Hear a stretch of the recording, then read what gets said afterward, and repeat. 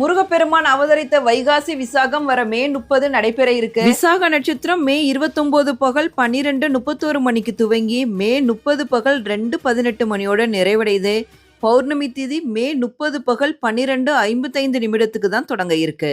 குழந்தை பாக்கியம் இல்லாதவங்க, திருமண தடை இருக்கிறவங்க, கடனால வாடி வதைந்து போனவங்க, வாழ்க்கையில மென்மேலும் உயரணும், செல்வ வளம் பெருகணும், கல்வி ஞானத்துல சிறந்து விளங்கணும் அப்படின்னு நினைக்கிறவங்க முருகப்பெருமான் அவதரித்த தினமான வைகாசி விசாகத்தன்று முருகப்பெருமான மனதார நினைத்து வழிபடுங்க. நீங்க வேண்டது எல்லாத்தையும் நிறைவேற்றி வைப்பாரு முருகப்பெருமான். வைகாசி விசாகத்தன்னைக்கு விரதம் இருந்து முருகப்பெருமானை வழிபடுவது ரொம்ப ரொம்ப சிறப்பு.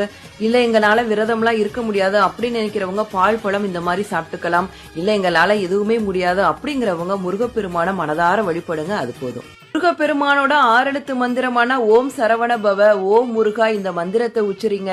முடிஞ்சா திருப்புகழ், கந்தசஷ்டி கவசம், வேல்மாறல் இதையும் படிக்கலாம். அசுரனை